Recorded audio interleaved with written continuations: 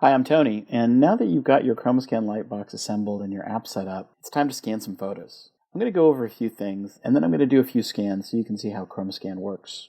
Once you tap on the scan button, you should see a screen that looks just like this.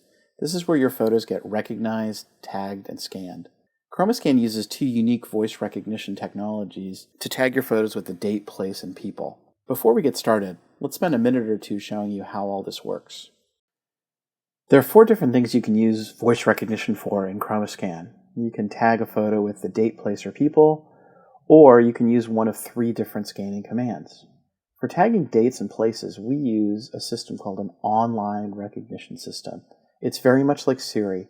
You say something, we capture it, and then send it over the internet where it gets recognized by a server in the cloud. We do it this way because online recognition systems can support a really large vocabulary, and it's ideal for things like places. They can also support a lot of different languages.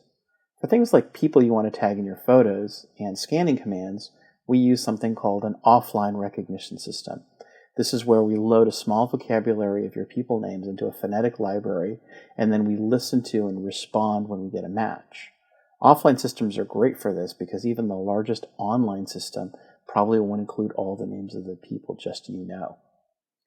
When you're in the scan screen, we're listening for offline commands and people names all the time. You don't have to push a button or get our attention with a special catchphrase. When you need to tell us the date and place for your photos, we switch out of offline mode to online mode just long enough for us to recognize what you said, and then we switch back. The way we get into online mode is either by tapping on the listening bar or by using the special Chroma command. Let's jump into the scan screen so I can show you how it all works. Most of the scanning operations for QromaScan are done by using what are called touch zones. Let me show you what they are. The first zone is in the top left-hand corner, and it controls a feature called AutoScan. Tapping here turns on AutoScan, and what that does is it automatically captures an image 1 second after we detect it on the back wall of the Lightbox. The normal workflow for QromaScan is that you set the metadata through voice recognition, then slide a photo into the box along the back wall. When AutoScan is turned on, we detect the photo, and that red bar here at the top turns green, and a second later, the scan is made. Now, tapping onto the AutoScan zone again turns this feature off, and the indicator light turns red. The X in the top right-hand corner is a button that you can use to close out of the scan view and return to the gallery. Down at the bottom right corner is the pause zone. When you're in the scan view, we turn on the camera so that we can detect and scan your photos. However, if you need to sort through your photos or do other tasks, tap on this pause zone to suspend the camera view. This helps save your phone battery, and when you're ready to get started again, just tap again to resume. This long pink bar is called the listening bar, and tapping on this is how you go from offline recognition mode to online mode. After you tap onto it and hear a tone, this bar turns green and starts animating. This means we're listening for you to tell us the date and place your photos were taken.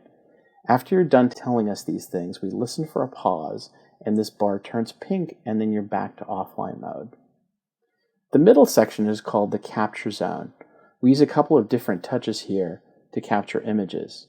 Now, if you have AutoScan turned on and your images are getting recognized, then they're going to be captured automatically, and you don't need this. However, if you have this off, you can double tap in this area to scan an image that has been recognized. When an image is recognized, it appears clearly on screen, and that little bar turns green. Occasionally, the image may flicker on and off, but it still counts as being recognized. Double tapping inside the capture zone will scan the recognized image. In a few rare instances, you may put an image into the Lightbox against the black wall and in the right position, but it doesn't get recognized and it doesn't appear on screen. In this case, just move the image off the back wall and then back on there again in a different position. This will generally be enough to get it recognized. If this fails, simply tap and hold the capture zone for 1 second, and what we'll do is we'll take a full screen capture, and then you can manually crop it using some of our built-in editing tools. Unrecognized images should be very rare, and if you find this happening a lot, please get in touch with us on our support site so we can walk you through some solutions. This shouldn't happen that often. Finally, if you swipe down on the capture zone, this will activate our backscan feature. If you've just captured the front of an image and there's some writing on the back that you want to preserve, just flip the photo over, place it in the Lightbox like you would any other photo, and then swipe down to capture the back of it. What this does is it associates the back side of the photo with the previously captured image, and then when you go to the gallery, you can flip back and forth between the two. I should also mention that this feature is a little different if you have Autoscan turned on. With Autoscan enabled, you need to swipe down first before placing the image in the Lightbox. This puts you into backscan mode, and then the very next image that gets detected will be autoscanned, and it will be joined with the previous image.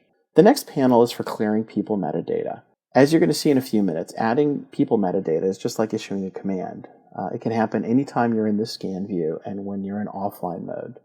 If you single tap in this area, you'll remove the last name that was placed on the list, and you can keep single tapping until all the names are gone.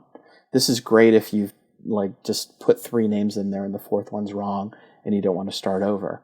However, if you want to clear all the names in one shot, just tap and hold the people zone for 1 second and all the names will be removed. Finally, this zone down here at the very bottom is where the date and place metadata is stored, and just tap on this area once to clear it. So that's how you use the touch zones, but QromaScan also has these 3 optional voice commands that you can use in cases where you don't want to keep touching the phone all the time. The first one is Chroma, and you can use that command in place of touching the pink bar to go into online mode. The second command is Capture, and that scans the photo, and that's the equivalent of double tapping in the capture zone. Now this will scan just the cropped image. And the final command is Backscan, and that tells QromaScan that you are scanning the back of the photo, and it's going to join it to the front. Now, starting with version 1.3, all of these 3 commands are customizable. So if you want to change any of these commands to any other words that you can get recognized easier, you can do so by going through the setting panels. And we have a video for the QromaScan 1.3 update that walks you through how to do that. Now that that's out of the way, let's scan some photos. Now, I've got these 5 images that were taken in Paris in the 70s. Now, I don't know the exact dates they were taken, but I have to approximate them so that my photos appear in chronological order. Now, the metadata field that we're trying to fill in is an industry standard, and that requires a month, a date, and a year. For photos like this one, I don't know the exact date. I use this little trick. I look at the photo and try to approximate the year first. Then I'll try to narrow it down to a season based on something I see in the photo, and then I'll give it the month and day of either January, April, June, or October 1st. And by doing this approximation, my photo collection shows up in chronological order in the gallery. In this case, I know these photos were taken outside the Eiffel Tower in Paris, and I'm going to approximate the date as October 1st, 1974. My first step is to tap on the listening bar, go into online mode, and tell QromaScan the date and location. October 1st, 1974, Eiffel Tower, Paris, France. Notice how I gave the full date followed by the location. Since I've picked American English as my setting in the QromaScan settings, I'm giving the date in the format of month, date, and year. And that's the format that's most common in the United States. Now, depending on the language that you select, you should give it in the date format that is most common in your region, and QromaScan will adapt to it. For example, in the United Kingdom and Australia, it's common to give the date first, followed by the month and the year. I used the Eiffel Tower, Paris, France as my location, and behind the scenes what we do is we look this up and find the exact GPS coordinates for it so that we can geotag this photo exactly. Now, QromaScan can find most popular locations, and it'll even accept most addresses. As a rule of thumb, if you can type something into your Maps app and get a correct location, we can probably geocode it there too. If your location doesn't work, at a minimum, you should try to give us a city and country. Now that I've got the date and the location in place, I want to tag the 2 people that are in these photos. I've previously imported a text file into QromaScan using an email attachment, so I just have to say their names to tag the photos. Mary Smith, Susan Smith. Notice how I waited until there was a recognition tone before I tried to add another person. Now that my metadata is in place, I can scan my images. Since these 5 images are of the same date, place, and people, I don't have to do anything else. I can just run them straight into each other, one after the other.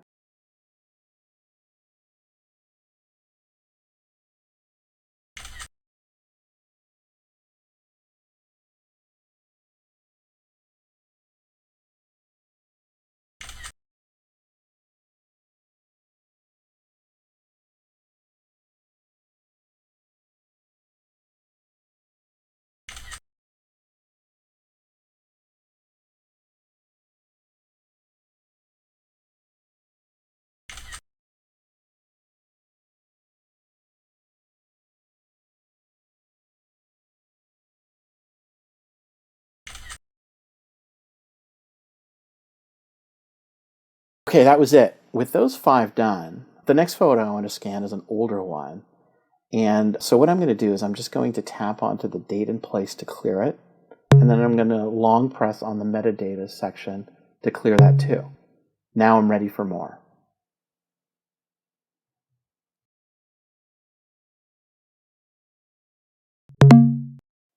September 1st, 1957, Fresno, California. Letty Peters.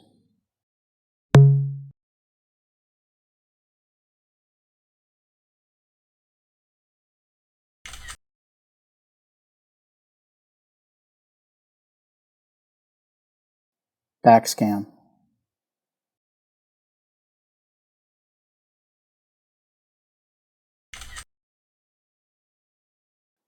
So here's the gallery of photos that we just scanned. Our first image has a dog-eared icon because it has a backside on it. And clicking on this button down here in the corner will flip the photo back and forth. And as I slide through the gallery, you can see the other photos that we've taken and the metadata that we've captured as well.